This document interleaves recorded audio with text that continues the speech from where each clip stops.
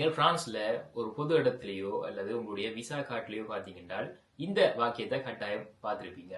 லிபர்té, égalité, fraternité. அப்ப இந்த வார்த்தைகள் தான் பார்த்தீங்கன்னா பிரான்ஸ் நாட்டின் தேசிய முழக்கம் என்ற மாதிரி சொல்லலாம். இதே பிரெஞ்சில் நாங்கள் la devise nationale என்று அழைப்போம். அதுக்கு என்ன அர்த்தம் என்றதை பார்ப்போம். முதல் லிபர்té என்றால் சுதந்திரம். பிரான்ஸ்ல ஒவ்வொருவரும் அவருடைய சிந்தனைகளையும் கருத்துக்களையும் வெளிப்படுத்த தேவையான சுதந்திரம் இருக்க வேண்டும். இரண்டாவது எகாலிட்டி, சமத்துவம். அனைத்து குடிமக்களும் சட்டத்துக்கு முன்னிலையில் சமம். மூன்றாவது ஃப்ராட்டர்னிட்டி, சகோதரத்துவம்.